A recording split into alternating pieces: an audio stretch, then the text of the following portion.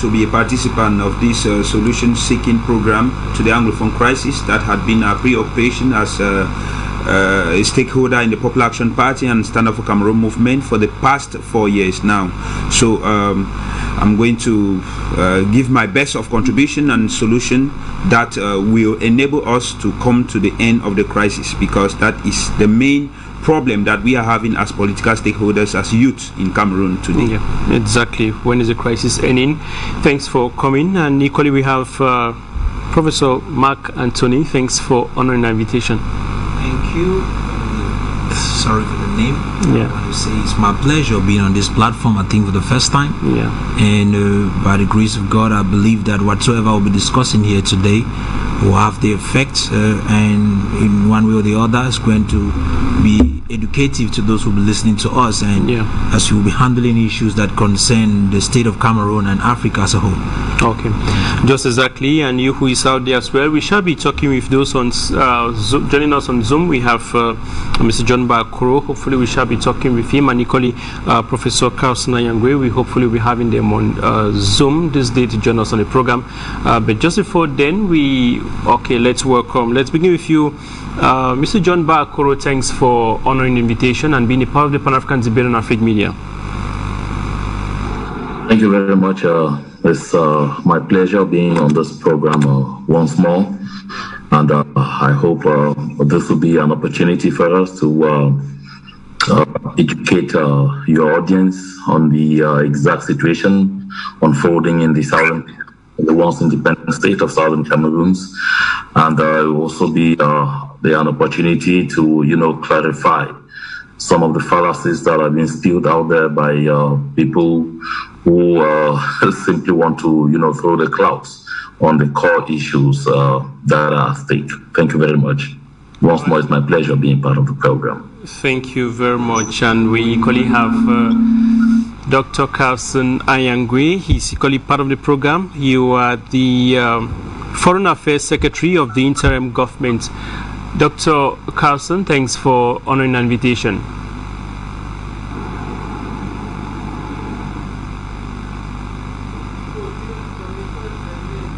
Well, Dr. Carlson, maybe you have to turn on your microphone, check maybe the icon on your laptop or your phone. Okay, Dr. Carlson Anyangwe, thanks for being there. You are the Foreign Affairs Secretary of the Interim Government. Thanks for being live on Pan-African Debate. Thank you very much. It's my pleasure being here. All right. We also have Capo Daniel, equally joining us this day on Zoom. Welcome to the program. Thank you very much, Mr. Luis, and it's an opportunity and an honor for me to be able to address your audience and participate in this your program today. All right, we very much welcome all of you who are part of the program. This day, our interest and our focus is when is the crisis in Cameroon's two English-speaking regions coming to an end? When is the crisis ending? Let me begin with you, Professor Mark Anthony. Now, you've been following up the situation on the ground. You're Cameroonian and you speak English, meaning you're coming from one of the two English-speaking regions. The crisis has been going on now for 3 years since it degenerated into an armed conflict. What do you think? When is this crisis coming to an end? Yes, I am of the English-speaking section of Cameroon, and as an individual, I have been on the ground. And should I use the word ground zero? That is popularly called. Yes, I've actually experienced the fire, and I believe that there are some individuals behind who actually are making gains from the continuous propagation of the conflict, the crisis, even though the lives of many have been affected. Like some of us, we are actually in Douala not because we actually want to be in Douala at the moment, but because a corner was actually invaded, and it was practically difficult for us to live in the corner. So we had to leave. Asking me the question when I think this issue is going to end, I think that until France loses its interest in Africa, we will always have issues like this in Africa. You see, it is an unending series of crises that keeps on. For example, you enter presently in Libya. Libya is in crisis because of France. You go presently to Mali. Mali is in crisis because of France. And when you come to Cameroon, Cameroon is in crisis simply because of France. And so that's why I said until France loses its interest in Africa, until Africans can actually break loose from the yoke of the French people, it will be difficult for us to actually say we are free. Yeah. At the end of the day, it seems as if we are claiming political independence, but when we are actually imprisoned. Whatsoever is called political independence today in Cameroon is a trap that was given to the French Cameroon in 1960, and whom they brought the English-speaking section into it in 1961. And that becomes a serious issue because it was an issue of culture, and this particular group of persons who call them Anglophones and Francophones, we forget to know that they are all Africans and sharing the same blood, having the same, not just the same skin color, but having Africa in them. And because of the foreign culture, we have gotten to separate ourselves, and we are fighting among ourselves.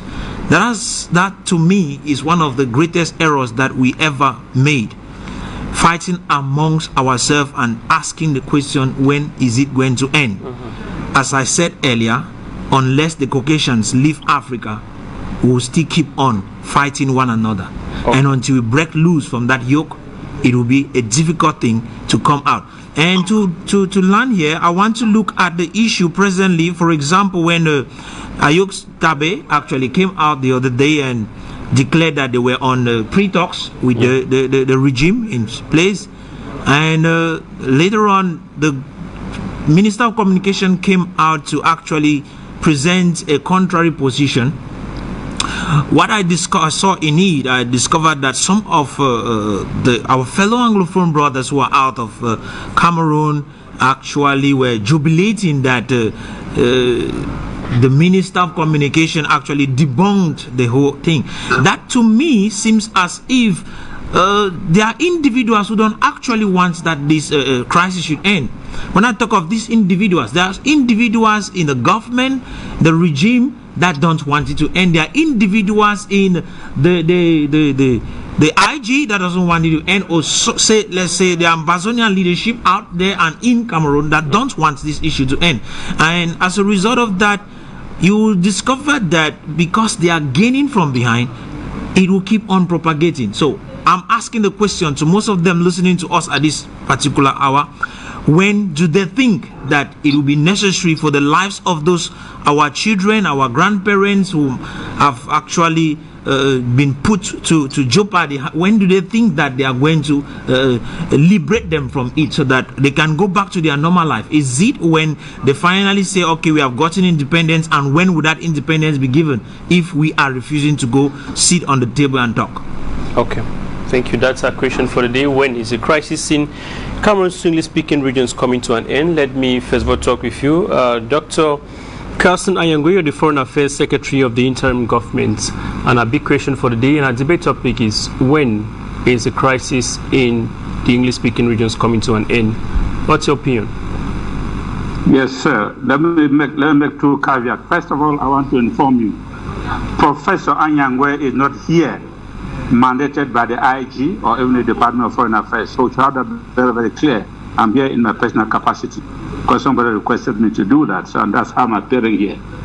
Second thing I want just to say is the report which you, at the very beginning, coming from one of your reporters, to me lacks a lot of credibility and does not invite respect, at least not from me. That said, you've asked a question, I answer it directly. When is this war coming to an end? My straightforward answer is, it is not coming to an end anytime soon. This war is just about to begin. I'll elaborate on that as we get along. Thank you.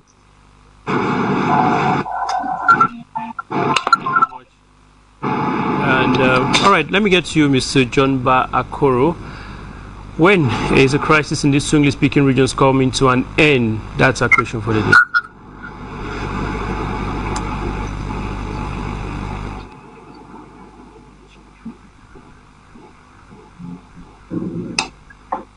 if you can hear me.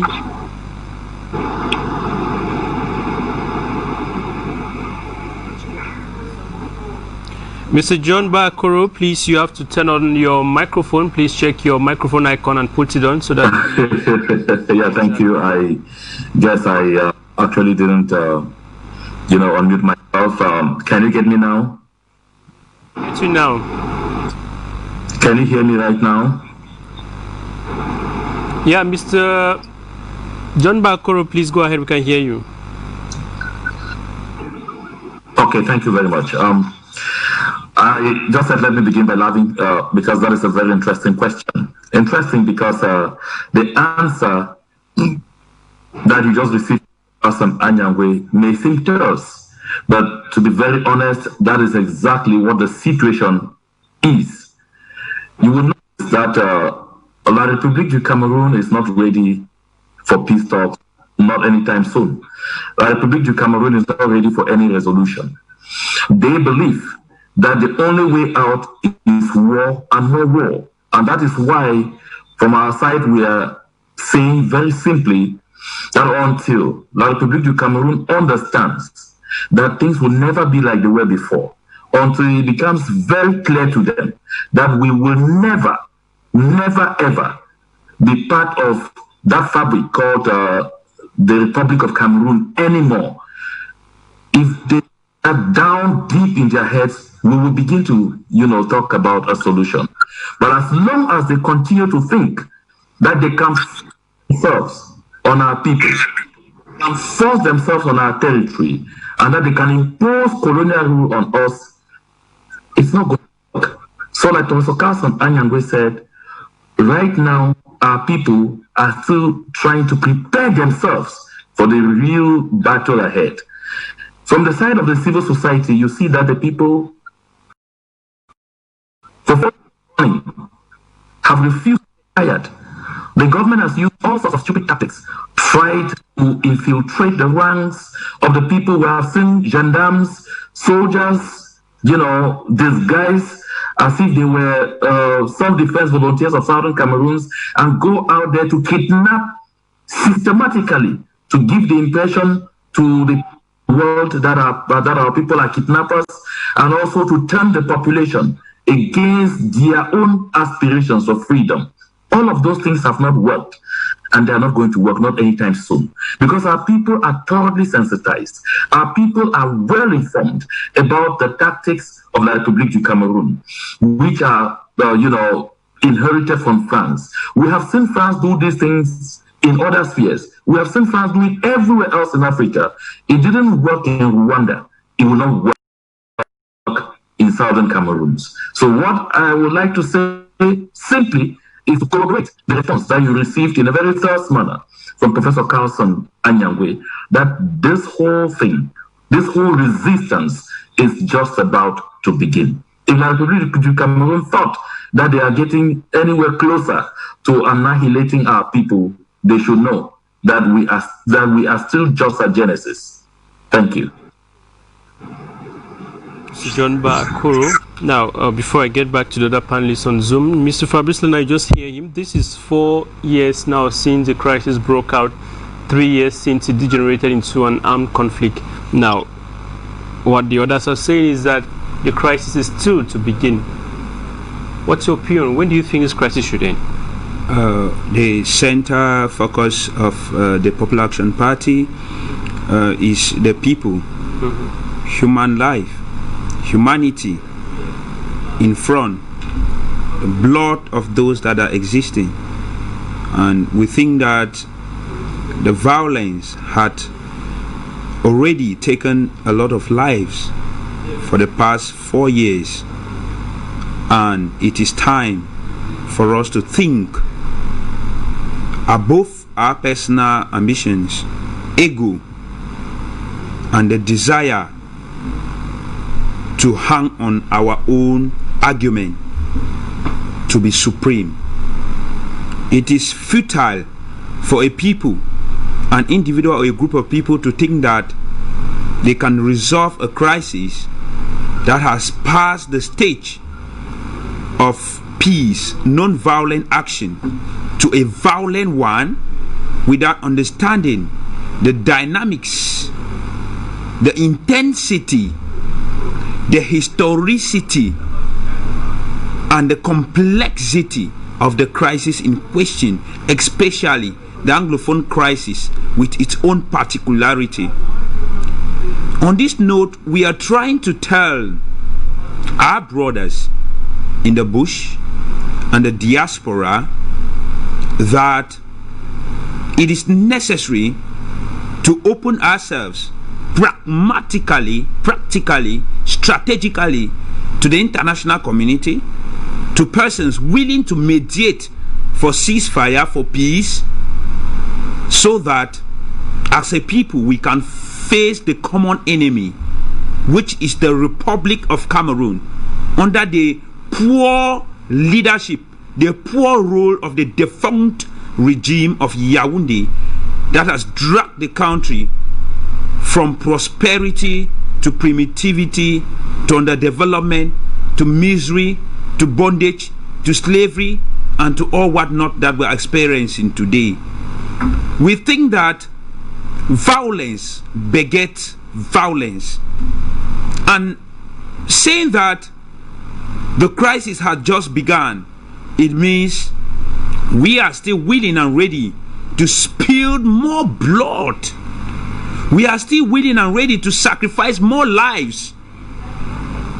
My question is, how many of the lives of these politicians in the diaspora, in the Yaoundé government, or some of us in this TV platform and so on, how many of us have lost the lives of our relatives? We are alive today because we have the special grace of God. We are not directly involved in the gun battle or missing the bullets on daily basis in the ground like those that are experiencing the war. I think that war always ends in a round table discussion. War has always ended with someone having the temperament, human enough to accept that the other party had not defeated us, but we need to reason, be more rational to accept that we need to discuss and use the force of argument, which is the best tool to solve crisis, diplomatically, locally, domestically, to arrive at conclusions that will better emancipate us. The human loss is enormous. The material loss is enormous. The future of our children is in jeopardy. The infrastructural development of southern Cameroons is at a Waterloo. They don't care. These politicians don't care. In Yaoundé, they don't care, because they are living in comfort, in absolute comfort. Those in the diaspora are fine. They don't have any problem. They are in a modern society, regulated with liberty, with peace. Some of us who are here in the country, in Yaoundé or Douala, we are in psychological war on daily basis on how to deal with the immediate situations that are reaching our table. How to solve the problem of someone that his or her leg has been amputated because of a bullet or a stray bullet. Some of the people that has been under our care as internally displaced persons in Yaoundé or in Douala, or those in the Cross River State of Nigeria, Taraba State or Benue State, because they are unable to find peace in their homes. All those that are in the various cities that could not run left or right and had to surrender. All these are the situations on the ground. And I think the politicians, the leaders, have to think of all this. Be humane enough to let our conscience judge us, to let us rewrite history, to let us think that the concept of us being Africans and fighting ourselves had been primordially instigated by the Europeans, propagated by France, and today we find ourselves, we call it cultural heritage, that one is poor and another one is good, and therefore Some people will not want to use the good one because they are benefiting from the bad one.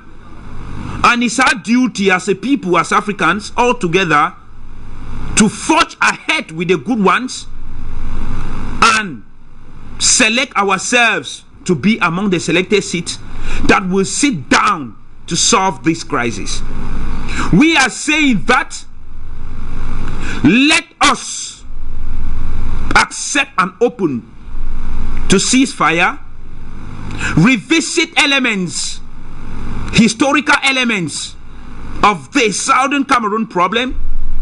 For how long we have gone now, with the frustrations we are having, with the polemics and the difficulties we are having, go back and revisit the historical moments from the plebiscite to the 1961 Formal Conference Constitution, right up to all the instances of marginalization, of subjugation to bondage, subjugation to colonial rule, and so on and so forth. Sit down all together and take the elements acceptable for us to live as a people, and the elements that beyond which we cannot live as a people.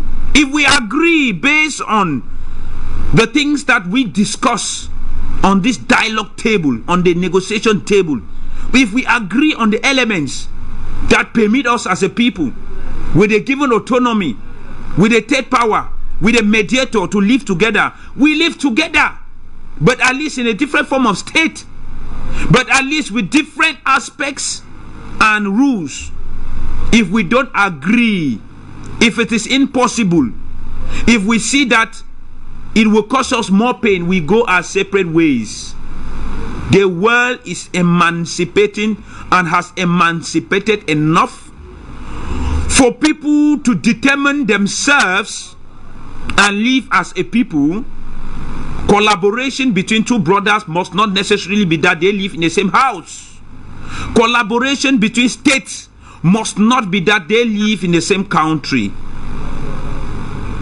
The mindset of our brothers, the Francophones, with the culture of French in Africa, in Cameroon in particular, has proven that it is so politically passive, so politically immature, so politically unconscious, and so politically tolerant to injustice, so tolerant to aspects of political impasse, that we don't condone to such aspects of politics in the Anglo-Saxon management, in the Anglo-Saxon justice system or culture, which becomes incompatible for us to live in the same society. However, as humans, we must draw elements of our societies that are positive from the both sides for us to live together. Humanity in front. We don't tolerate or accept violence. That is why in our methodology, we condemn violence from all sources. We condemn violence and killings of human beings. We condemn mutilation, because if I'm not alive, I will not be here to talk. Right. So we should understand that the life of everybody here matters. Okay. The voice of everyone here matters. And let the leaders in the diaspora understand that it is not insistence on your point of view that will make you to win. It is insistence on survival of our people that would make us to have a story to tell to the Southern Cameroonian people, and let us be open to negotiations and put more pressure on this decadent government in Yaoundé to accept negotiations.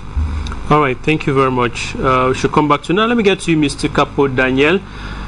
You've heard from your other co-panelists, and our biggest opinion this day, the question we're asking is, when is the crisis coming to an end? This is 3 years already since the crisis in these two regions degenerated into an armed conflict. 3,000 persons and more have died. More than 1 million have been displaced from their homes. When do you think this crisis should come to an end? Mr. Lewis, as a command officer of the Amazonian Defense Forces of the Savannah States, I can tell you that we are in for the long haul. Mr. Paul Biya is bringing in new armored vehicles, I don't know where, maybe from China, from the look of things, the Europeans are not.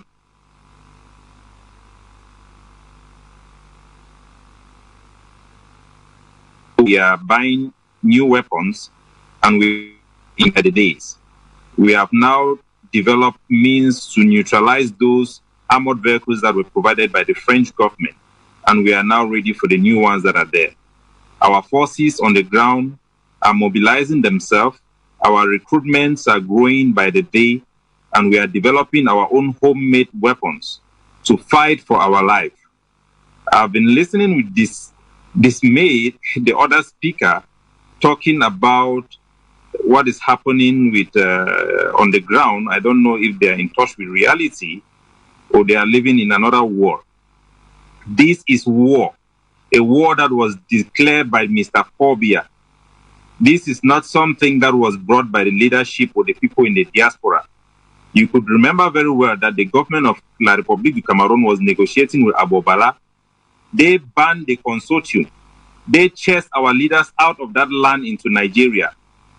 The people who are in the diaspora are only speaking for the people who are on the ground. The resilience on the population of the southern Cameroon can be clearly seen in their ghost town. These 5 million people, by their will, through the ghost town, are demonstrating to the entire people of that land, including the people of La Republique, that the union is dead. This experiment that Foncha have led us into is finished. The people do not want to be with you people anymore. It is clear. It is now a war that we do not want. We have tried for the past 56 years to engage in diplomacy, to engage in dialogue. It did not work. When your house is on fire, you don't care about who set that fire. You try to turn off the fire. You try to quench the fire with whatever you have in your hands. We do not really care at the moment about the colonial hands in this war, like the French government, because the person who is killing us there are the bees, the gendarmes, the Atanganji Poor, the General Nka who was in Pinyin the other day and who left to battle with our boys in Batibo. We care about Mr. Phobia, who is sending these troops to kill our children, to rape our women, and burn our villages. This is our immediate danger. We are faced with a humanitarian crisis that is being generated by the Cameroon military, that is destroying our crops, that is making sure we don't have a way to live. Their governors and their SDO are giving notice to our civilians to leave the land into Nigeria. We are in an existential war. That is why some people are in Yaoundé. We have more than close to 1 million people now who are refugees in Nigeria. Less than half of that number have been registered. Our house is on fire and we are fighting for our life. We are fighting to defend ourselves. The Ambazonians who are in the diaspora are not different from the Ambazonians who are on ground zero. I sitting here in Hong Kong, I'm a command officer on the ground. I give orders on the ground. We have taken control of our destiny. We have taken control of our land. It is legitimately ours. This is not about Francophones and Anglophones, like I hear my other brother there from the PAP is trying to articulate. This is a problem between two states that was supposed to come together, a union that never happened. When we went to Fumban conference led by the head of our state, Poncha, no agreement was reached. The 11th point that was presented by our delegation was never adopted. It was never made into law. The constitution and the union we have today was imposed upon us. But we are not here today because of that history. We are here today because Mr. Pobia decides to ban us from speaking, to ban the consortium from articulating things which were within the constitution that was imposed upon us. And our people, in the face of a genocidal machine, decided to pick up weapons to defend themselves. And the leadership of the consortium, which represent the civil society, said that enough is enough. It is time for them to join the brothers who have been crying for our right as a state, a category B territory, equal in status like La Republique du Cameroun. that it is now time for us to come out of this experiment and assert our sovereignty as an independent people as guaranteed by international law and the numerous resolutions of the United Nations. Thank you very much, Mr. Capo Daniel. We should come back to you now. Let me get back to you, Prof. Now, we just listened there to their different opinions. We are 3 years going. Crisis is not yet coming to an end. Don't you think the life of those who have died matter? Those who are suffering on the ground matter? How do we deal with this situation? Every life matters. I say every life matters. And what actually thrills me is the boldness of Capo Daniel in presenting himself as a leader of the Ambazonia fighters when he is in Hong Kong. And some people's children are in bushes here dying, being hunted by the military on daily basis, and he's calling himself a leader. Leaders lead from the front, they don't lead from afar. If you want to be a leader, Capo Daniel, I call you to come to ground zero and fight from the ground. You don't lead people's children from afar. That, to me, what you are doing is misleading. If you want to talk of leadership, leadership is from in front. You don't lead from afar. Anybody who wants to actually claim leadership should be on the ground. You shouldn't be abroad and you claim that you are a leader of a movement where you don't lead through the social media, you don't lead through phones. Yeah, it's largely said that most of those who are on the ground are defending themselves. That's what they say. To defend yourself is okay when you are under fire. But to tell me that you are the commander, commanding from Hong Kong, I don't see where true leadership acts like that. A true leader should be on the ground to lead. That not being my issue, I am talking from this platform as a Pan-Africanist because, you see, I am having a problem with the fact that Africans fail to understand the manipulation that is actually on ground. We are being manipulated to fight against ourselves. And I can't imagine that in a single house. Yes, it is true that we claim the colonial culture to become our culture. We are Africans. We are not Europeans. I am not an Englishman. I am from Babanki, let me be precise. And meaning that I am a Bantu man. And as a Bantu, I have my way of living. When I see people clicking onto colonial leadership, it makes me feel actually sick from within. It has been my cry for a very long period of time to talk Africans to come together. We can unite the entire Africa to become a single nation. That's my greatest cry, that the whole of Africa can become a single nation to face the world, to face the Europeans, to face the Americans, to face the Chinese. And that is what I think we should be thinking about. We should stop thinking about creating little nations. You see, when I talk like this, some people will say, maybe you are a unionist. No, I'm not a unionist. I have been standing for federation in Cameroon for a very long period of time, and I will still keep standing. And that, to me, is just a means to say we need to come together to be able to stand and face the real enemies. The real enemies are not your brothers and sisters. It is true, Daniel, you just said something that Mr. Mbah, November 2017, actually declared war. Yes, we accept that. He declared war. And who are those losing most? It is us. We are losing. We are actually, our children have not been going to school for close to 4 years today. Some of them are in bushes. Some of our parents are in Nigeria and children are in Nigeria. We are literally suffering.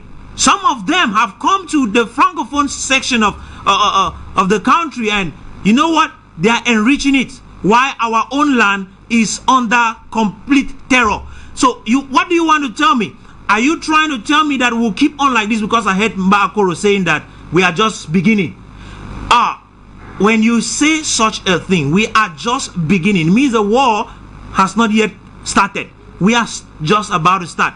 That makes me feel like you people don't have pity. I don't know if I can interject or not. Lives that have been lost out the there. Thing is, You guys are not taking into account the lives of our brothers that are being lost and our parents that are dying. Are you people thinking of that? Bondo have been ruling that country from the Switzerland for a very long time. It is not unusual for people to rule from abroad. The South Africans fought the apartheid from neighboring countries. No, we are not doing anything new. The leadership was chased away. You can't claim you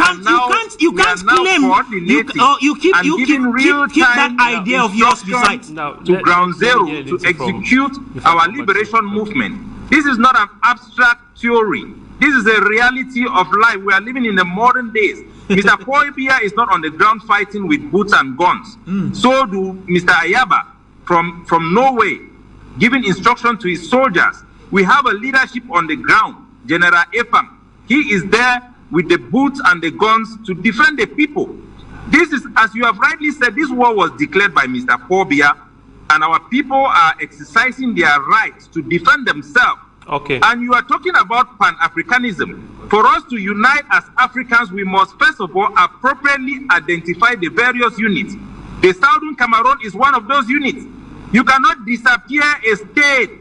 Southern Cameroon was category B territory equal to La Republique Du Cameroun before we came into this experiment. Okay, we'll just get back as the to British you, Capo Daniel. left the European Union. Yeah, Capo Daniel, we'll get back to you. Let me continue with, let me give the floor back to Professor to wrap up his opinion. I've heard your opinion. Let me give the floor back now to Prof. Now, just round up before we take to the next opinion. You see, when I listen to Daniel present himself, I feel like we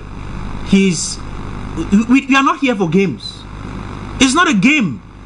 Maybe you sit over there and you think it's a game. I talk like somebody who has faced it. The day my wife was shot on the stomach, you were not there. You were sitting in Hong Kong. The day bullets entered my house, you were not there.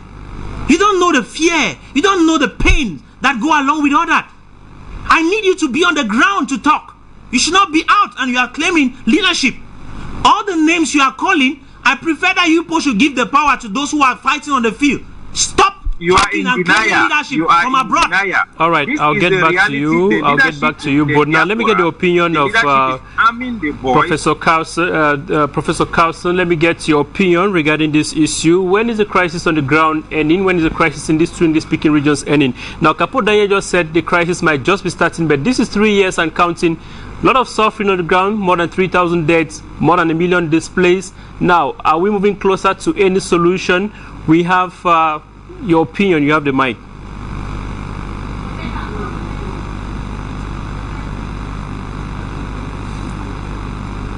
Yeah, please, you have to put on your microphone while answering our question, because since you might not be able to get us if your microphone is not off. Dr. Carlson, Professor Carlson, brother, this question is for you. We're asking that 3 years now, more than 3,000 have died, a lot more displaced. When do you think is the right time for this crisis to end? There's been a lot of call for a ceasefire in these two regions. Sisiko Ayok Tabe had engaged recently in a ceasefire discussion with the Cameroon government, but some of the camps or the factions of the Ambazonia movement are not in accordance with this ceasefire movement. Now, when do you think is the right time for solutions to be arrived at in this crisis? When is it any? Thank you very much. I've listened to what my fellow panelists have said. Sometimes I've been lost. I don't know exactly the kind of argument I'm making, which is quite amazing. I just want to say a number of things. The first thing is that when you want to deal with something, this particular problem, you must clearly identify the problem and analyze it before prescribing a solution. Much of the things I've heard clearly impresses me that they have not been able to identify what the problem is, and therefore have not analyzed properly what that problem is, and therefore cannot even prescribe a solution. The second thing I want to say is, I hear people saying this or that and so on and so forth. Let me say what is a historical fact and legal fact. The responsibility for ending any war lies purely and primarily on the aggressor. Check your history. You don't take the victim to say it's the victim that has to end the war. So that's something you must bear in mind. I've also heard you talk about 3,000 people who have been killed and so on and so forth. Please, this is trivializing. You want to trivialize the whole problem.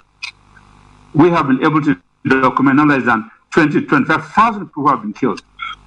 So the talk of 3, that cheapens it. And therefore, people don't take it seriously. Because these things perhaps, 3,000 is nothing. How many people have been killed in Syria? How many people have been killed in Yemen? You come and talk of 3,000, that's really nothing. So please, let us not trivialize this particular war. I've also heard people talk about people dying and people suffering and all of that, trying to mourn more than the mourner himself. But what does anybody think when a war is declared? What do you think? War is not a game. The moment you declare a war, what you're talking about, people have to die. And people don't have to die, they have to suffer. And take a little bit of time, I'm asking my co-panelists, take a little bit of time and do some history. Cross-check and find out all the liberation movements fighting in Africa. How many years has, on a minimum, taken any of them? Whether you are talking about Guinea-Bissau, you are talking of Angola, you are talking of Mozambique, you are talking of Algeria, or any of those. Check yourself and see. Or much more recent one, East Timor. How many years does that take? So please, let's not say this is not a childish thing here. People, because they have to be somewhere, they claim some superior knowledge more than other people because they happen to be in Yaoundé or Douala, whatever thing it is. No. That said, let me just make some proposition, please. The first one I want to say that the very thought of forcibly invading and occupying Amazonia was an extraordinarily very bad idea.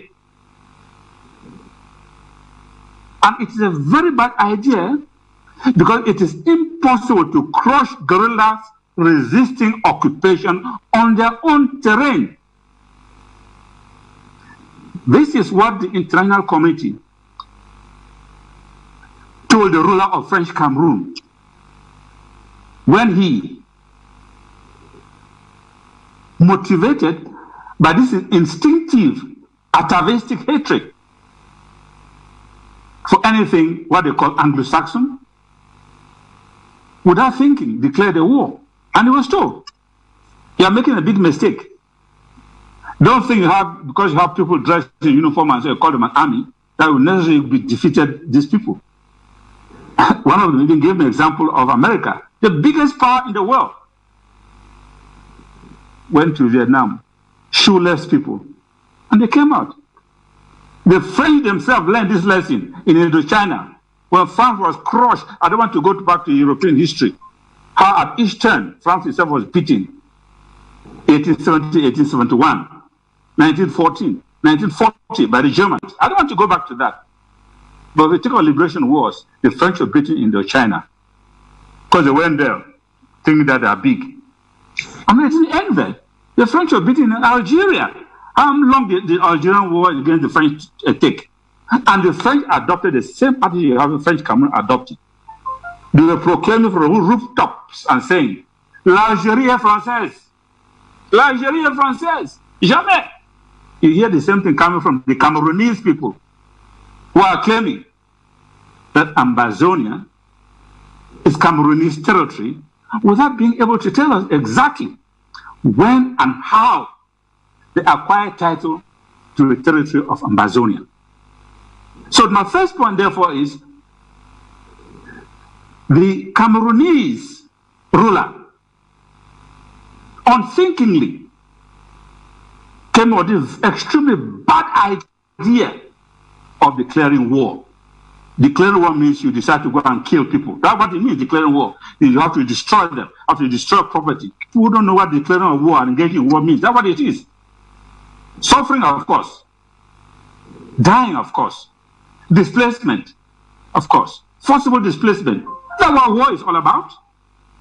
It's not a picnic, for God's sake. And people must understand this. And the responsibility for that cannot lie with the people of Amazonia, who for the past 56, 58 years have been proclaiming to the world the force of argument and not the argument of force. I led several issues, several deputations. I was involved in all of these processes. or presented petitions, deputations, complaints to Yaoundé regime. In their view, we're a nobody. We're an expendable lot. They will not even bother to listen. And that's why they always use force. Violence, as I've always said, torture is part of the DNA of French Cameroon. People have forgotten very easily. Very, very easily. And I won't blame the young politician, of course, he doesn't know, because he was not born at that time, perhaps. Get back to you. Now, let me get under the opinion of Mr. John Mbah Akoruh. Now, Prof just made mention of an issue here which says that in a war situation, it's the one who called the war should call for a ceasefire, and now he made mention of the fact that there was a victim. But now we want to find out from you, who is the victim here? Is it those innocent civilians who were victim of kidnap, harassed by separatist fighters, or the victim here, is it the fighters on the ground? Because now we understand that there are about 2 victims, innocent civilians being harassed. You saw the images of a teacher harassed recently or kidnapped recently, and equally the separatists. Now, whose victim or whose cry should we consider here as the victim in order to resolve this crisis? I think Professor Carlson Anyangwe was making an argument, and I'm very sorry, yes, that was just I think that it would be fair enough to let him land so that I pick up from there. And I hope you don't mind me just letting him actually get through the argument he was making before I pick up from there to respond to your question. Thank you. Thank you. So that was the point I was making. The first one there is the point I'm making. That was a bad idea to have declared war on the people of Amazonia. The second point I just want to make is that the goal which the French Cameroon people had in mind of quickly defeating the emerging resistance. And people tend to forget. And very quickly, it's amazing how people forget. We are not talking about 2 armies here confronting. No. The people of Amazonia had no army. They didn't have no guns. I mean, up to today, listening to what your reporter was saying, the thing they are displaying as what they got from our fighters. They're talking about then guns, catapults, sticks, and so on. We didn't have that. So the idea that they were going to quickly defeat this emerging ambassadorial resistance failed. And therefore, the French Cameroon enemy has found itself bogged down in a protracted war in which, and I emphasize it, it can never win, as they were told by the international community and also told by experts in warfare. The third and last point I want to make before you, you take your microphone is what psychologists who have studied French Cameroon troops have concluded. This is what they say, that these troops lack personal motivation, they lack the will, they lack the conviction to fight. In contradistinction to the freedom fighters, who many people again forget are not paid. These are volunteers. And the fact that they are going on, there's something much more superior and higher that keeps them going and fighting. So you find French Cameroon troops are ordered to go to a foreign land and fight. And they do so out of fear of what might befall them if they do not go out there and fight. And so in order to give them some modicum of appearance of courage, what we call in effect Dutch courage, what do? They tell them some cock and bull story. The cock and bull story is you are fighting an indivisible to keep indivisible French Cameroon. But if something is indivisible, why do you fight for it? If it's indivisible, it's indivisible. Full stop. So what are you fighting for? Which is of course fake. The second thing, of course, that these people are these troops are promised allowance for fighting. Money which in the end, of course, does not come. Or if it comes, it is very paltry. And they only learn this while at the front. Because right now, as we speak, French Cameroon is broke and thoroughly broke. Third thing they do is to fit out their troops with some cumbersome and constraining outfit, telling them that it is to protect them. But in those two things, the cumbersome things they wear, it limits their fighting ability and their effectiveness and efficiency. And secondly, it makes those troops, the recruits, focus their minds not on the war, but primarily on their personal safety. Troops like this can never win any war, I can tell you that. And this is a psychological analysis. People who've been to war have studied this. I'm not an expert in war myself. And this is an analysis that was made. And it came to me really as a big surprise, because I said, oh yes, that's what we are all observing and seeing. So the final point I just want to make before, sorry for taking much time, is to say that the issue about we're talking about human life being lost, violence and all this and so on and so forth, impresses me that I think my co-panelists, some of them have not actually understood what we're talking about. We're talking here about war. We are not talking here about a picnic. And war necessarily means people suffering. It necessarily means people dying. The issue of being abroad or not being abroad is neither here or there. It's not as if you took all the people abroad and brought back to Ambazina, that war is going to stop and people become well. And people often who are complaining so much about this thing actually are people who do not even feel the pinch at all, but they purport to claim that they are speaking on behalf of these people. I require that people should be much more measured in the way they talk and much more focused on the way they talk. Thank you very much. Now, before I come back to you, Fabrice, I know you have so much to say, but now let me get Mr. John Mbah Akoruh before Professor came back once again. Now, please, I just want to beg us to manage the time, 2 minutes, so that we get the opinions of everybody. We still have those who are supposed to call us to share their views with us waiting. So, Mr. John Mbah Akoruh, let's have you. Yes, sir. Thank you very much. I think having listened to the co-panelists very keenly, there are some things that we are missing out here. When you say it is wrong, it is unacceptable to be leading from abroad, I ask you the question, who is complaining? The people who are supposed to be complaining are the people who are on the ground being led from abroad. If these people on the ground who are being led from abroad are not complaining, I don't see why an observer, somebody who is standing somewhere comfortably, taking his cover and everything, is complaining. And I want to let you know, we are not dumb. We know exactly why La Republique Du Cameroun is frustrated that there is this bridge linking the people on the mainland in the southern Cameroons to the people abroad. Because they know that this bridge creates the life wire, that these two sets of people are complementary, and that the continuous cooperation between these two groups is what is going to deliver the results. That is what La Republique Du Cameroun is most frightened about. And I want to assure you, nothing, not even all the crusading and all the lies that are being told to the people down there on how people are abroad enjoying. Yes, I'm abroad. Right now, I'm talking to you. Do you think I feel very comfortable where I am here?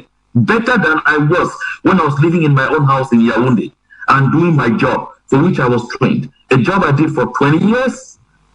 I've learned to keep aside some of those kind of fallacies when we are discussing these issues. And to my friend who is talking about Pan-Africanism or talking about the fact that we are defending the white man's culture, a colonial culture, that is also another issue. Some people around peddling this misinformation that what is in play, it is a war of language. I'm sorry to disappoint you. This is not a war of language. We are not fighting about language. We are fighting to take back our territory. That territory is not a language. That territory is not a language. And it's about a fact that is rooted in the basic laws of the African Union, which inherited these laws from the Organization of African Unity. It is not the people of the Southern Cameroons that came up with the principle of uti possidetis iuris in the organic text of the Organization of African Unity, which is now the African Union. It's clear that every country in Africa, member of the OAU and eventually member of the AU, should respect the boundaries they acquired at independence. When the Republique du Cameroun acquired its independence, the knowledge was on the 1st of January 1960. And when they acquired their independence on the 1st of January 1960, was Southern Cameroon's part of their territory? When you begin to examine this, you understand that what is at stake here has got nothing to do basically with language. It's an issue of territory. We are a people completely different in the people of La République du Cameroun. And nothing, no amount of misinformation is going to force us to become like the people of La République du Cameroun. To be very clear and sacrosanct in the minds of everyone. And now when you talk about ego, you talk about blood being spilled, and the people in the diaspora really don't give a damn about this. I think that statement should be withdrawn, and withdrawn very fast, because that's absolute misinformation. Do you recall that this same diaspora, right from 2016, preached non-violence? Even this day, Mbah Akoruh continue to preach non-violence.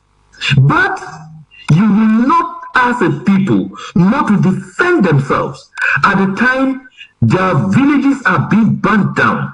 They see their relatives, their vulnerable relatives burnt alive, like Mami Api. They see children, grandchildren slaughtered like pigs anyhow, like it happened in Gabo. We see pregnant women, like in Gabo, like in Kejom Keku, like in Kupemwaneguba, killed anyhow. Those things, nobody sits down and follows them. And again, you have been reminded by other co-panelists that it is Mr. Paul Biya who declared war on the 30th of November. And take note, prior to that, the people of the Southern Cameroons have not picked up weapons. How many Southern Cameroonians have been killed even when nobody was holding a rubber gun?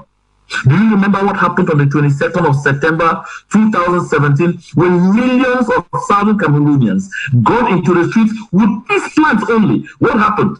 La République du Cameroun unleashed helicopter gunships to massacre people from above. Did they have weapons? In the 1st of October 2017, that was just less than 2 weeks after. What happened again? They killed and killed and killed people until they could kill no more. A lot of the corpses of people were killed on the 1st of October 2017, even disappeared. Some people kept seeing corpses several months after in forests, in bushes, and everywhere. The Southern Cameroon did not react. We kept calling for peace. We kept saying we want the world to see exactly what was happening. But when they started roasting down villages, and young men sat and saw them broke into their homes, take out their parents, slaughter them like pigs, take out their sisters and mothers, rape them like animals, what did you expect? The people had to rise up and to defend themselves. And then Clausewitz says, war is a continuation of politics by other means. Recall, when the consortium set out there and said we were going to be completely non-violent, because the consortium unto this day is still non-violent, what happened? The government of Cameroon came in, let us negotiate, and people thought they were coming in good faith. But because they did not succeed in pushing through the stupid games that they play ever, making promises that they knew they will never fulfill, because the people said, we want you to begin delivering on these promises before we will take the measures to call off a peaceful strike. What did the government do? They started to go on the rampage. They started arresting people, killing people, maiming people. There are a lot people until today who are detained not because they even caught them with any weapon or anything. I think of the case of Penterens, simply because he had a T-shirt on him, a T-shirt of the Southern Cameroon's National Council. Yeah, Mr. John Akoruh. Yeah, Mr. John Akoruh, we asked for 2 minutes each so that we maximize time to have the other opinions of the other panelists. Now, Mr. Fabrice Lina, I had to stop you. You had something to say. Your reactions to that before maybe reaction of some of our callers. Yeah, I really had some reactions to make because I discovered that there is a serious misunderstanding between ourselves and our brothers on the other side.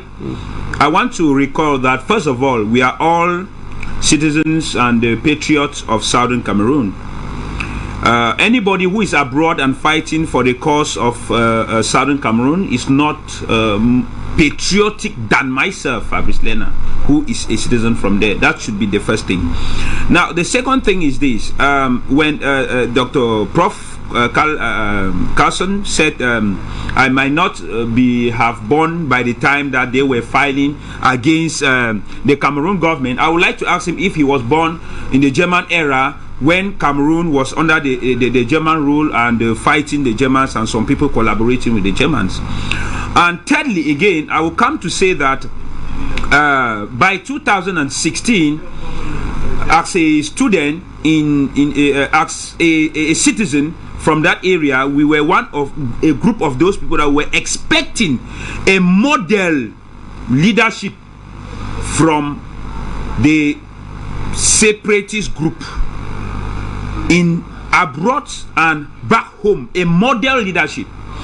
There is this saying, I always say, Louis, when you want to remove the grain of sand in the eyes of your brother, you should first of all look at the stick in your own eye. Because since 2016 up to date, back home we have been very confused which of the groups abroad is leading the people back home. This one sign communique, counter action from this one say this one is telling lies, this one say this one is false, this one say, what is all this cacophony for? And you say you are building an ideal country where it is an imaginary country where everything will be perfect. We have the opinion that there is a leadership cultural problem with the Francophones, with the leadership of Mr. Mbah, which has been unable to solve its own internal problem as a country, La Republique as you call it, before even managing the problems of the people of Southern Cameroon, who decided to come together, even if you say they did not, but Ali, representative from the Southern Cameroon, met with them. Even if they were being deceived, even if it was manipulated by whosoever or whatsoever, they were representatives. We should not deny that. That is a fact. From history, that is 1960 till today, it is the very Southern Cameroonian people that have been whining and dining with the Mbah regime to marginalize their own people up to date. It's the very Southern Cameroonian people who are ministers in the government of Cameroon that have created their own ambas that are causing havoc in Northwest and Southwest. I don't know if the leadership of Mr. Capo Daniel, Mr. Mbah Akoruh, or Prof. Carlson can come and give us a clear statistics of freedom fighters in the ground, armed robbers, kidnappers, or those who are true or those who are fake. The situation in the Northwest and Southwest or in the Southern Cameroon today is in such that even a person who is somebody that yearns for justice cannot go there because of mutual distrust, fear and suspicion from who you don't know.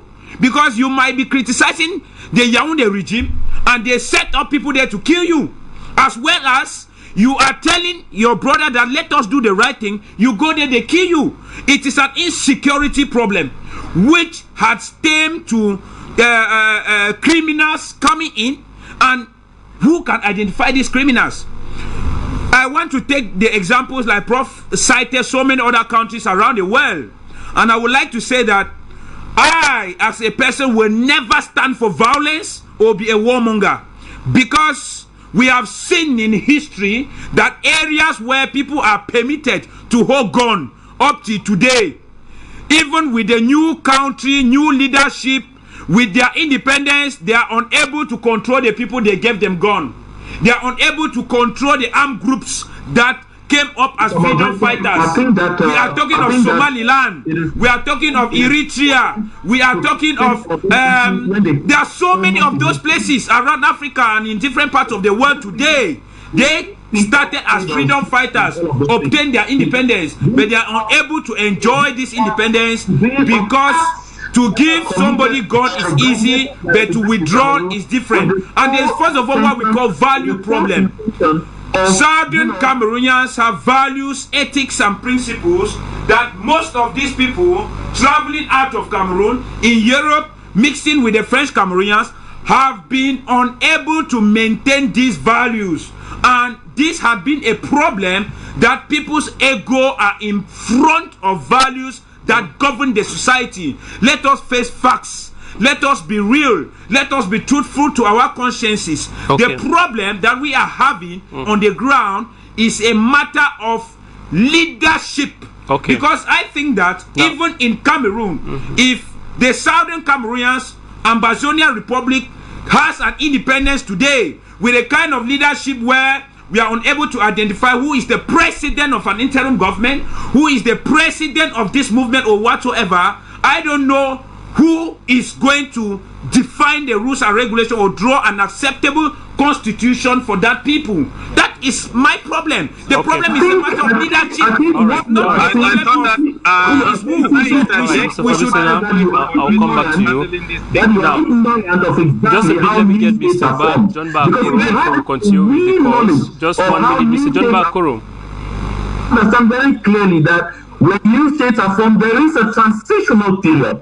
And during this transitional period, sometimes it lasts even 3 or 5 years. During this transitional period, all the institutions that will govern that country are put in place. And then there is definitely an election. We are operating now in a system where people are volunteering, where movements are volunteering, where exactly, various groups can compete, but they are competing for the same purpose, for the purpose of achieving that independence. Thank God you have mentioned yourself the infiltration of the movement and pointed out very importantly that a majority of those self-defense or those carrying guns that are kidnappers, that are rapists, that are wreaking havoc here and there are actually forces put together by the apparatchiks of the Yaoundé system meant to infiltrate and destroy this struggle. I'm happy you identified that very clearly, because this is exactly what we have been saying, that the disorder you find there is disorder created by Yaoundé in order to give the impression to our people that what is before them is going to be worse. But fortunately, the people of the Southern Cameroon know their people, they know their system, they know their mindsets, and they are aware of the existence of these groups. And these groups are being smoothed out on a daily basis. I was telling you a while ago, you saw I'm sure you have seen the picture of a member of the B, the Cameroon elite forces. In the day, he wears the uniform of the B. In the night, he dresses up like an Mbah boy. Goes out there kidnapping. Goes out there breaking into homes and stealing. When these same people go out and capture the bikes of bike riders and all of those things and transport them to French Cameroon and sell them to keep money for themselves, how do you call that? You call it chaos, right? And that chaos is intended to make sure that they send the people vexed, so that the people can then turn against the leadership of our movement. We know that the only weapon that Republique Du Cameroun has in its hands is divide and rule. And so they would like to infiltrate our movement, give the impression that there's a power tussle, give the impression that people do not talk to themselves. I assure you, I am in that leadership that you are. All right. Mr. John Mbah Akoruh, thank you. Now, we take calls within 10 minutes. We'll come back to continue with our discussions here in the studio. We ready to listen to you. Those of you out there want to share your opinions with us, we have 10 minutes to get your reactions. The numbers on your screen. Let's know what you think regarding our topic for the day. We're looking at the crisis in Cameroon and the situation on the ground. We asking the question, when is the crisis going to end? We have different opinions here on the panel of this day to find a way out and to listen to the different opinions. So you can call us now and share with us what you think. Now, before we get your calls coming, now let me get to you, Prof. You've been listening to the different reactions, and certainly, what's your standpoint on this? Now, we're looking at a way forward and certainly a way out of the crisis. They say it's not yet time for the crisis to end. If somebody says that it's not yet time for the crisis to end, it means that person has another agenda beyond the freedom of the Southern Cameroonians. Because if you say you are actually looking forward for the freedom of Southern Cameroonians, and you can utter words that it is not yet time for the crisis to end, it means you have a benefit you are getting from behind it.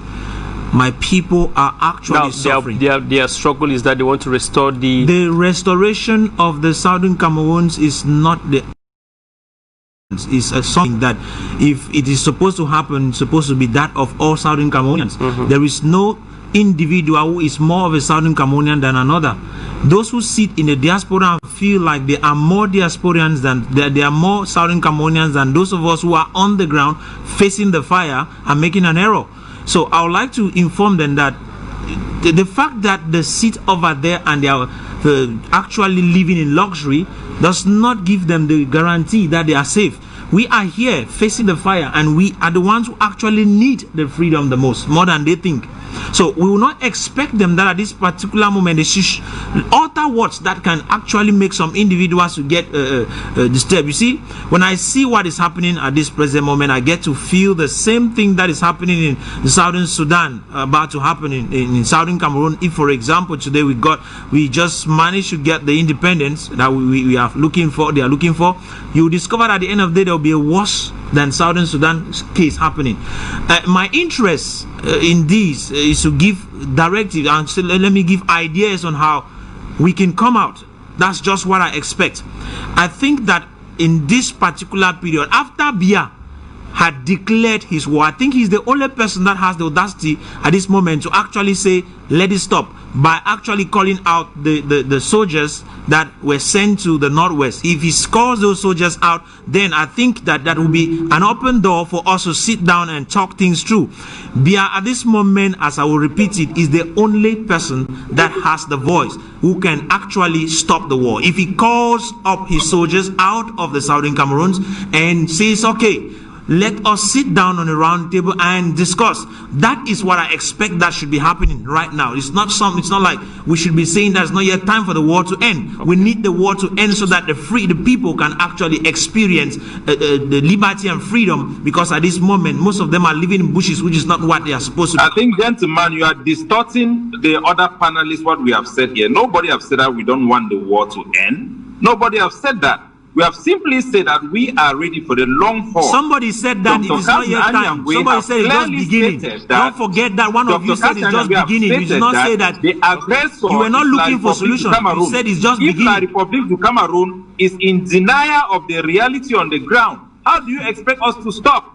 We are the victim here. I was uprooted from that country because I was being discriminated against. You go to the German embassy, to the American embassy, you see the amount of youth from the Southern Cameroon, a population that is just 20%.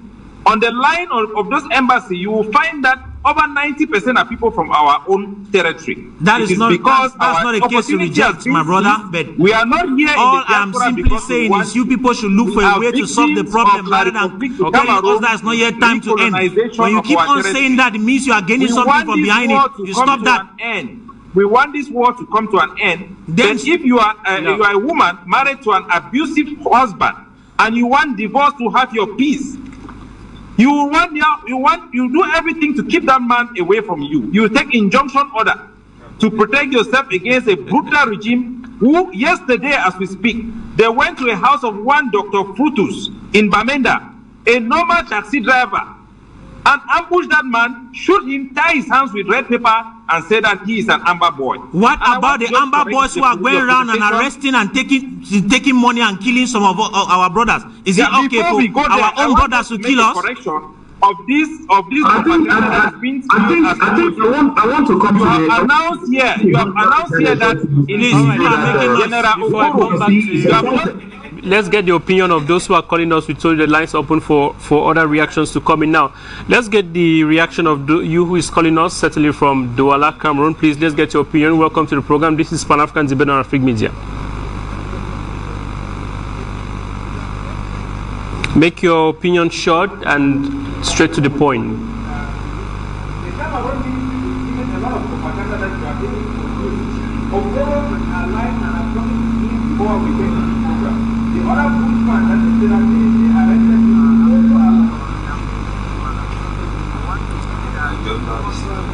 Well, certainly we have difficulty connecting with you. Like we told you, the lines are open for you to send in your reactions. We have about 20 more minutes to leave the studio. Send your reactions, make them very straight, short, straight to the point, and without abuse. We shall receive them here on the program. Why not leave your comments on Facebook? Short and simple. We shall read it out here too. If you have a call online, is there a call online? Good afternoon, welcome to the program.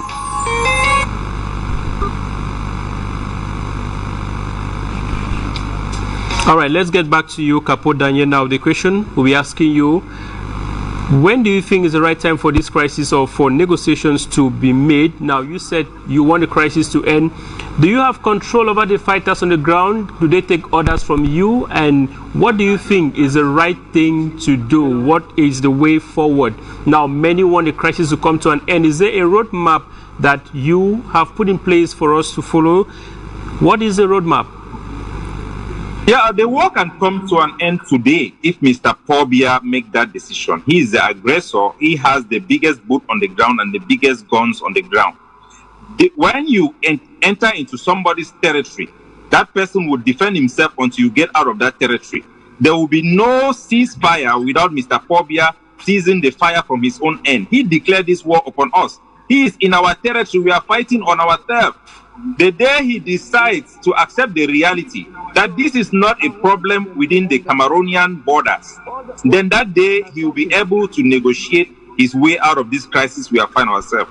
And the gentleman beside you, in his presentation, he said that where was Dr. Carlson Anyangwe when the Germans were fighting against the Germans? I want to remind you and the audience of this show that the German Cameroon is not La Republique Du Cameroun. The German Cameroon is not the Southern Cameroon. The German Cameroon was a property of the German government. The sovereignty of that state belonged to the German government. And that country and that state ceased to exist in the Treaty of Versailles when they surrendered the territory to the winning parties. We fought for that land along our brothers from Nigeria and the ones that were brought from Ghana and from India by the British people. My fathers fought for that land and we conquered that land in war. The Southern Cameroon is our territory. It has been recognized by international law. We are fighting on our turf.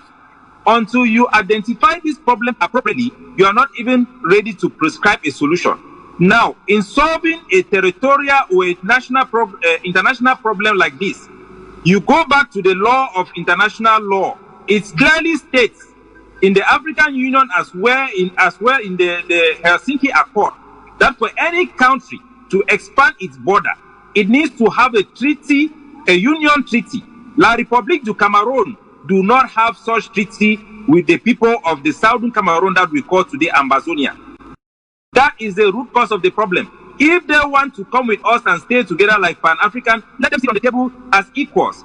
If we cannot live together, because now this relationship, because of the death and killing of Mr. Pobia, is beyond repair. A declaration for independence have already been made. We are now fighting to defend that territorial integrity, and La Republique du Cameroun will be brought to its knees to recognize the legality in which we operate under. We are on the right side of the law, and Mr. Pobia is not. He will not win us. He has been won by the Americans who are more experienced. You're calling us from Moyoka. Welcome to the program. Hello, welcome to Pan-African Debate.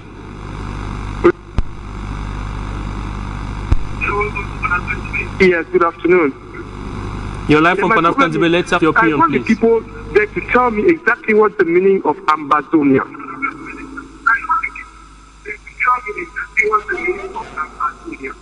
Thank you very much.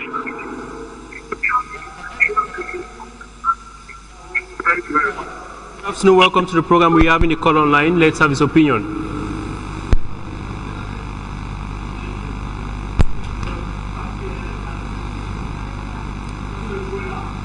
Okay, we're still having challenges getting through with the call.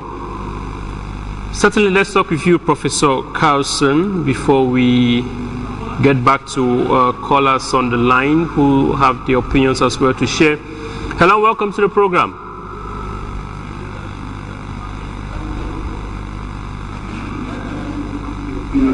Yes. Yes, hello. Hello? Okay, let's talk with Professor Carlson. Now, Professor Carlson, we are at this crossroad now. It's very important that many have been calling for a ceasefire as a way out of the crisis or for possible negotiations to begin.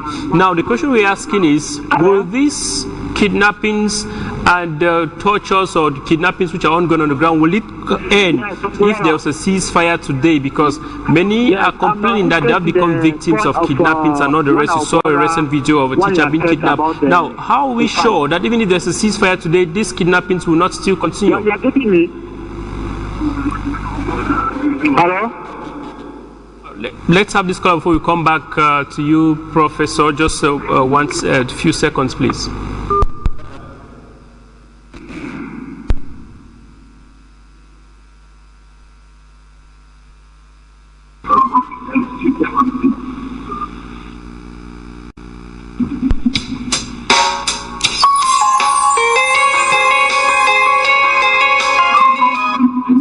Professor Carlson, the technicians are working on that possibly before we get back to you. Professor Carlson, let's have your opinion.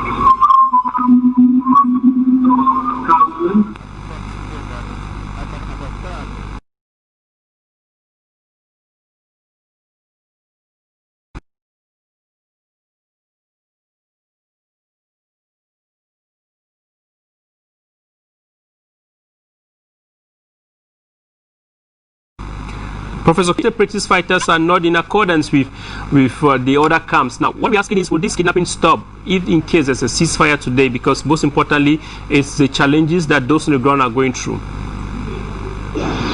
That question reminds me to what I said, that, look, people do not understand war and the nature of war. I've said it repeatedly. And the panelists who are here, who don't seem to understand it, keep on talking as if we are in a park. This is a game. All the things you have mentioned are all what I call the incidents of war. And there's no war that has taken place, whether in Europe and Africa, where you don't have that kind of incidents. Now, if we were to have what we call a ceasefire, I will tell you that we are not interested in so-called ceasefire. Because by definition, a ceasefire means that you stop hostilities, and at a certain point, then after that you resume the hostilities. How does that benefit Ambazonia? How does that benefit us? We are interested in complete cessation of hostilities. That's what we are interested in, not in this episodic ceasefires. You ceasefire for 10 days, afterwards you resume the fighting. You ceasefire for another day, you resume.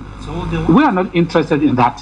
We want total cessation of hostilities, and that is what we are gunning at. So when I hear people making references, talking about the usual bogey with tricky and cross purposes, conjuring the image of South Sudan, and somebody going back to a German period, things which actually, I would beg to say, they should do some much more reading to understand these things before we talk about them. And it's just like Capo Daniel said, you must understand. When you talk about German, what is the incidence of that? It has a political incident, has a legal incident, it has an international incident. Yet we hear people just shouting, parroting, like people parrot that oh, Cameroon started in 1884. That's when this thing and so on. And but you know, have a history that went far behind before 1884. So please, second thing I want to mention is that We are never going to tell people outside our strategy, our fighting strategy. People can cannot dream and label that we are divided into factions. They want to see us to be one, whatever one might mean, all of that kind of a thing and so on. No. Anybody who studied history of warfare, who studied history of guerrilla warfare, will know that what they're saying doesn't make any complete sense at all. We are not going to do that. And what most people I hear them saying here is that actually we should surrender. God forbid. It's not going to happen. And I hear people talk about negotiation without even understand the dynamics of negotiation. If I were to ask, what is negotiation? I'm sure very few people here will understand. Among my panelists here will understand. But these are expressions words often jump into and start talking without even understanding what it is. To use the same words interchangeably, negotiation. Next time you hear them talking about mediation. Next year they hear about dialogue. Next year they hear about facilitating and so on. They don't have the slightest clue what all of these things mean. Finally, let me say this. That, and I said it because I don't want your listener to go away with an impression. I've been at least being misrepresented here. Somebody has consistently been saying that I said we don't want the war to end. Of course, when somebody don't understand something, you create your own imagery and then you work on that imagery. I never said that. The question was, when is the war going to end? I said, Prof, let's have this opinion. We've been struggling to get in touch with those on the ground whose opinions equally want to receive here. Now we have a call online. Welcome to the program.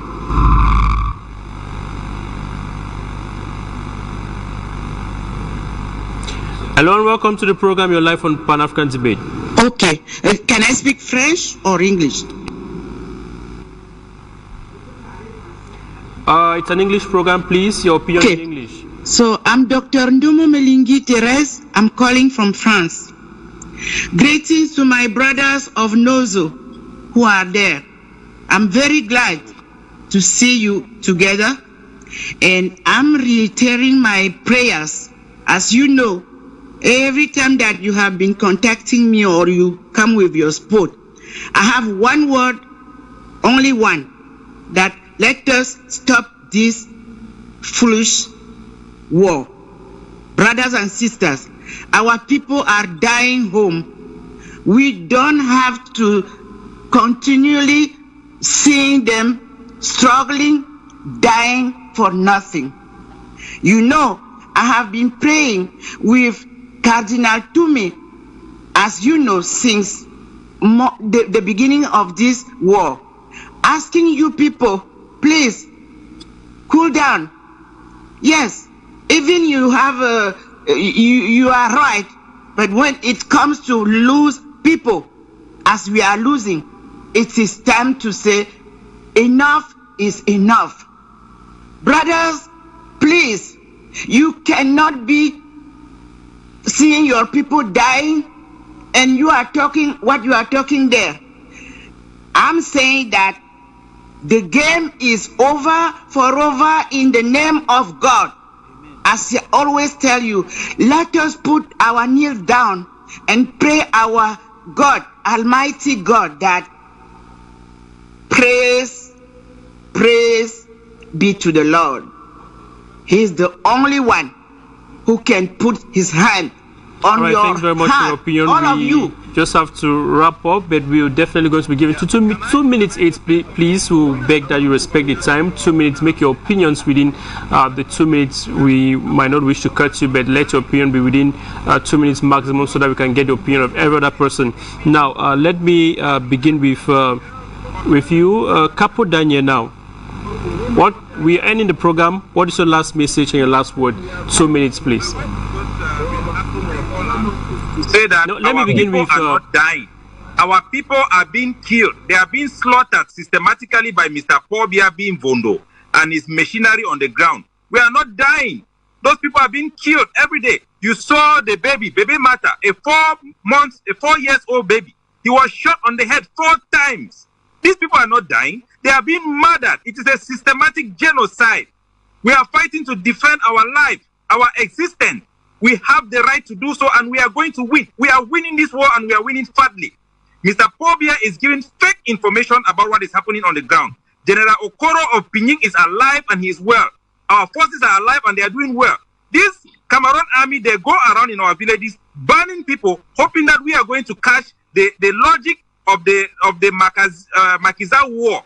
We are not going to surrender our future to the Cameroon government because they are killing our people. We will fight and defend that land until the last man standing. They will come to their senses and realize that only through genocide, which the world will not sit silent forever, we will fight and defend our land until they leave our land. If they want to negotiate, they are welcome to come and meet us as equal partner and negotiate their exit from our territory. Thank you. Mr. Fabrice Lena. I would like to make just some brief analysis on what Mr. Capo Daniel has said and what Prof said earlier, because I have the impression that they don't want to solve the problem. They rather think that the solution is only the separation.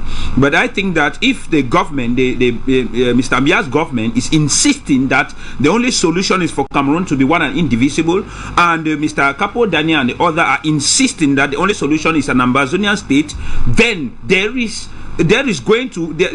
are going to put the life of the millions of people in compromise, and that is for me inhumane on the side of Mr. Paul Biya and on the side of Mr. Capo Daniel and the rest, because negotiations or giving into dialogue or discussion has to do with you giving a little bit of your conviction and the other taking from the other person in order to save the life of people who are dying. They are not the one dying, and it's neither Mr. Paul Biya and his colleagues that are dying. It is the masses that are suffering from this. I want to also remind that Colonel Ojoku of Nigeria in the Biafran War, during the Biafran War, even though the Biafran history and situation was quite different from that of Cameroon in terms of context, history and everything, but he was on the ground as the commander-in-chief of the Biafran army, and when he saw that his people were dying in a certain number, he had to flex and tell Effiong to go and negotiate on behalf of the Biafra, and they are living comfortably in Nigeria today. We should not be egoistic because we think that if not our opinion, another one doesn't count. No, we are living here.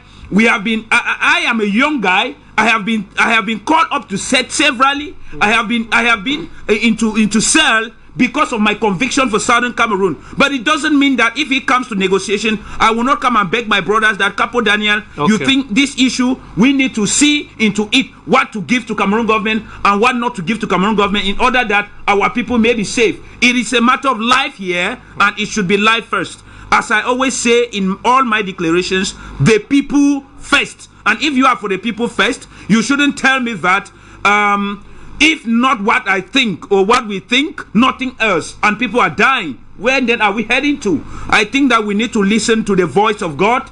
We need to listen to our consciences. We need to think of justice. We need to think of reconciliation and truth commission after this crisis. No matter how long it will take, that will come to be established, and people have to be investigated of their crimes. All right, do what you may not be judged tomorrow. Thank you very much. Let me get to you, Dr. Carlson. Now, what's your last? Let me say, we've done a lot of speaking across purposes here. I don't think we understand each other. So everybody is going at a tangent. That's my first point. The second point is the last speaker. I'm glad he just says he has an impression. That's just an impression. We do not correspond with reality. I heard the caller, he talked of NOSO. Again, that's another, that's our new name now. It's another branding. It's like we're told you are Northwest, Southwest. You are given names, and so the new name will now have what is NOSO. Like the slave master branding the slaves. Finally, I want to say that for all this talk I hear our contributors saying here, none has struck a responsive chord in my mind at all, in my head. What they'll simply be doing is lampooning, insulting, and blaming the victim and victimizing the victim all over again. I would be much happier if they had taken this discourse and gone to Yaoundé there and confronted Mr. Biya and be telling him, you started this war, you end this war. Instead, they are turning the whole thing around and asking the victim to be the one who should end the war. I've never seen a situation like this. It's like you are going all around and asking the Allied forces who are fighting Hitler to end the war. Instead of asking Hitler who started the war in the first place, to end the war. And when Hitler refused, he got to George III. So that's my last point, which I just want to say. Okay. We cannot surrender, and we are never going to surrender if that's what their understanding of peace is. As I've said this before, the oppressor's peace is never the peace of the oppressed.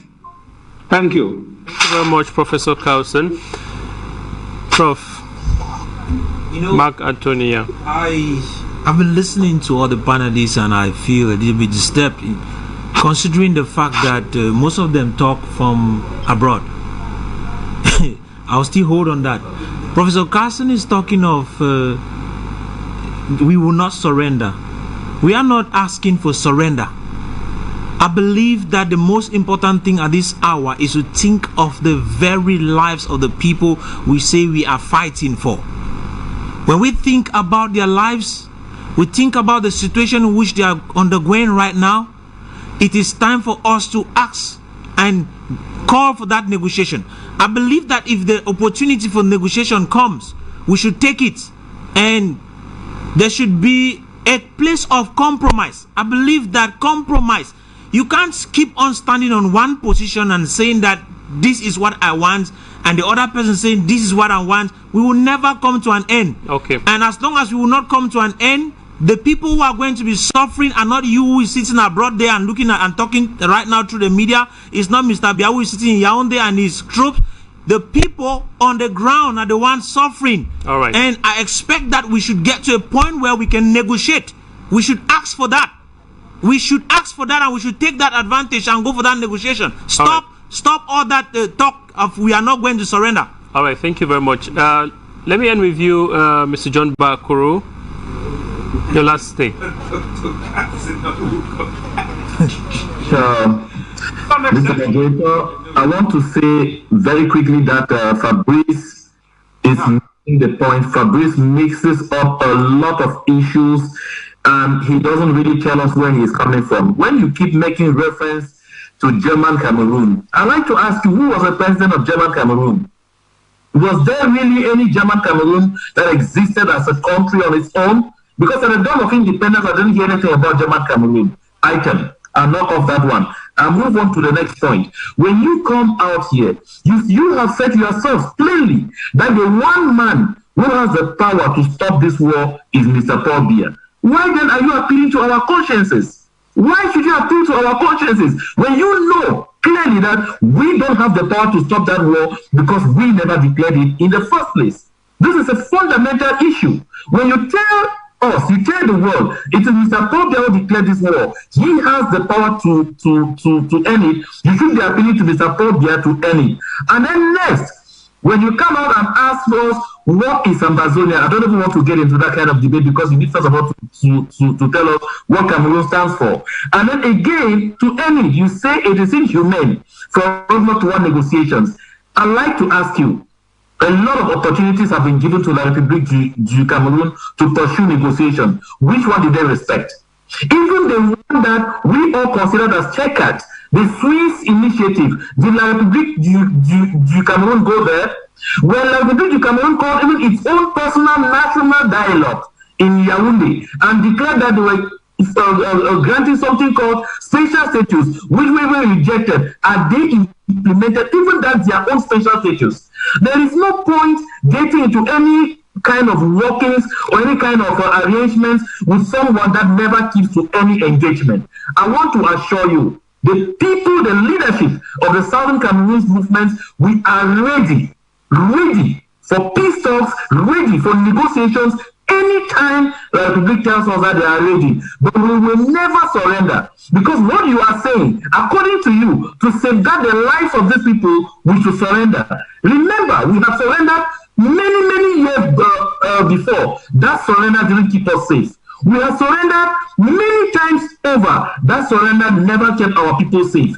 Anytime we have surrendered, they have continued to plunder, to kill, to maim, and to steal. Let me tell you, my dear brother, and for the sister, let me just call her sister, who called from France. I'd like to tell her we are not NOSO. We are Southern Cameroonians. Remember, in 2010, an envoy of the United Nations offered Mr. Obia 2 maps and made clear those are 2 maps of the 2 Cameroons. So it is not us fabricating it. La Republique du Cameroun is not a party that we trust. It's not a party that we think we can live and grow with. And somebody said that our people are going and enriching La Republique du Cameroun. Is La Republique du Cameroun rich?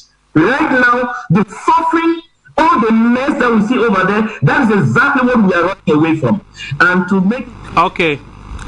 Mr. John Mbah Akoruh, we begged for 2 minutes only, so we very much appreciate your opinions. We know there's a lot to say, and certainly there's still a long way to go. You followed up the debate, and we're looking at the situation in Cameroon. The big question was, when is the crisis in these 2 English-speaking regions coming to an end? More than 3,000 have died, more than 1 million out of their homes, and more than 800 students out of school as a result of the crisis that's in the 2 English-speaking regions. I want to thank you very much, gentlemen, who did take off time to be part of the program. Mr. Fabrice Lena, Professor Carlson, Mr. John Mbah Akoruh, Capo Daniel, Professor Carlson, Mr. John Mbah Akoruh. I want to thank you so very much for coming and your different participation. Those of you who called, those of you who text, we very much appreciate. A rebroadcast of the program will be yours on Monday. Until then, thanks so very much. We shall revisit the topic again since it's a developing story. More is coming up. We hope to have time to discuss again. Stay tuned for more programs on Afrique Media. Bye-bye.